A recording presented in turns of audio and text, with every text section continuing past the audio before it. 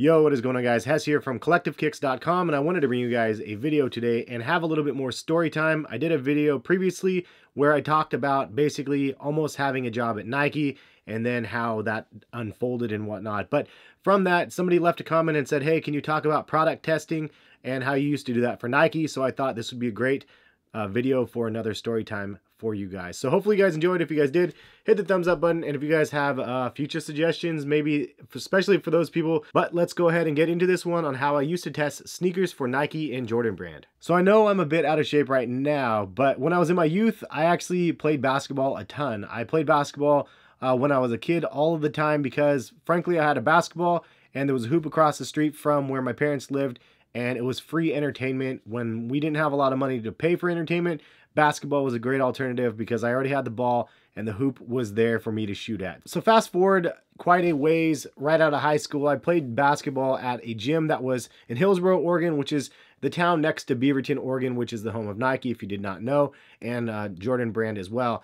And basically I would be playing these pickup games and dudes would be coming through, and sometimes I'd be seeing these guys playing shoes that I've never seen before. So I would ask them about the shoes. They ended up saying that they tested shoes, product tested shoes for Nike, and I was super interested in that, so I exchanged information with them, and they put me in contact with some people over at Nike and Jordan brand, and that is how kind of I got into some of the programs to being able to test shoes for Nike and Jordan brand. So one of the things is you had to be a size 9 back in the day or a size 13, and that was pretty much it because that was the only sizes that they had available. So you didn't have the best players. It's not like they went in and recruited the best players in the gym and then it was like all of the dopest players. It was more about the fact that your shoe was sample size, which is what was needed in order to be able to do the product testing. So as I was talking to people to test basketball shoes, I also tested cross-training shoes because I would just wear them at the gym, as I was mentioning. So there's a couple different ways that you can test shoes for Nike. Just keep in mind that this is years and years and years ago, so everything's probably way different now. So basically there was two different types of testing that you can do. I'll go over the second one in just a minute, but the first one was that you would basically get these shoes sent to your house and then you'd be able to rock them in public or whatever else it would be. It was kind of funny because back then they weren't worried about people taking pictures of your shoes. Nowadays it would probably be something else, but that's why I saw people playing ball in these crazy shoes that I've never seen, because they were testing them for Nike and Jordan brand. Sometimes they had cover up of the air pockets or whatever it might have been, like they're just taped off so you really can't see the technology. But at the end of the day, you'd see that it would be like a new upper of a different shoe that you've never seen. So that is one way you could have tested them, by having them mail you the shoes, and that happened to me for basketball and for cross training and whatnot. The other way is you can actually go on to Nike headquarters. So basically we would go into the Bo Jackson building, which is, as far as I know, the original like main gym on the headquarters. Now they have a whole bunch of different wings to Nike headquarters, but this is like more of the original one. And you can actually see it from the street as you drive by where the gym is. It's like on the second or third floor, but you'd play ball inside the Bo Jackson building. And so you would show up and they would give you a pair of shoes that you'd put on your feet, and then you'd rock them for a game or two, I believe. Then after you were done rocking that pair, you would stop and everybody would write down how they felt the shoe was with the traction or whatever else it would have been.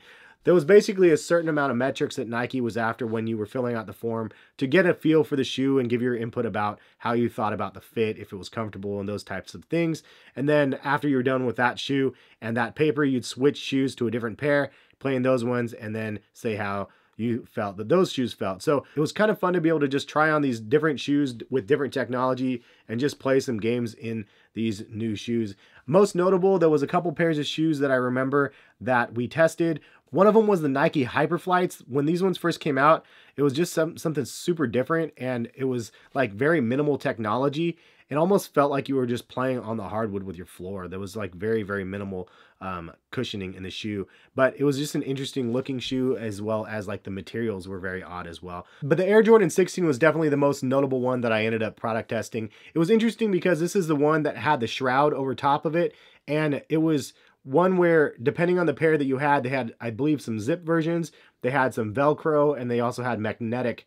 They basically were trying to find the best way to have the shroud stay on the shoe as you were playing basketball. And I remember playing them and the shroud falling off all the time.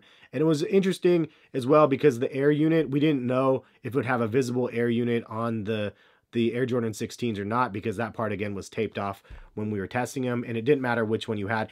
And I believe that some of them had different air units than other ones. They were definitely testing the technology that were in the air units. Some probably had Zoom, some probably had air or whatever it might have been, but it was kind of cool that they had a little bit of a difference. As we were testing the shoes, I remember though that it felt like our input really just wasn't being heard. And I think that it was one of those situations in most cases when you have input towards something that's being mass produced, sometimes it's just too late for them to make the change. So even if there was something that we could have thought of that would have been better, it's not like they're just going to halt production and just make those changes and throw it into the shoe. So again, now they probably do things completely different, but this is just the way that I remember it. But nonetheless, it was a really cool experience to be able to play basketball in the Bo Jackson building and be testing shoes for Nike and Jordan Brand before they were actually being released. And just seeing kind of what was coming through the pipes before it went public was really a fun feeling. And as I mentioned in the Foamposite video, if you didn't see my top 5 facts about the Nike Foamposite, when I was testing shoes for them,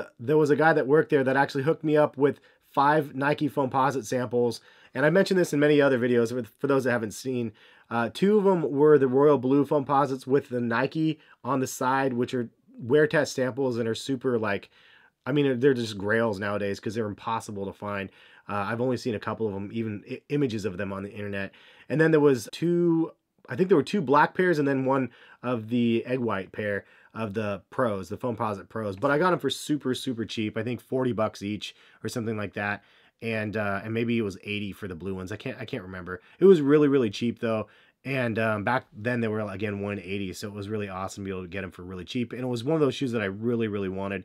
And it was cool that somebody was just looking out for me and made it happen. In fact, I still have the black pair, one of the black pairs in my collection still. It's super beat up, and I played basketball outside with them and everything else. But all from that era of testing shoes from back in the day at Nike. So that's pretty much the story time, though. Hopefully you guys enjoyed.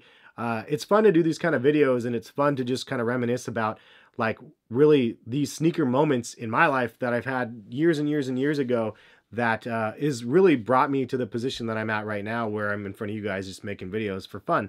And so it's fun to be able to share those stories with you guys. Hopefully you guys like it though. If you guys do, hit the thumbs up and leave a comment. Let me know what you guys think. Have you guys ever product tested out there for anything? If you're currently product testing for Nike or anything like that, leave a comment. Let me know in the comment section, like, how that goes. If you're allowed to say, I'd be curious to see how the process goes nowadays. But it was fun back then, and I was happy to share this story with you guys. Thank you guys for watching. Catch you guys for some more videos soon. Peace, guys.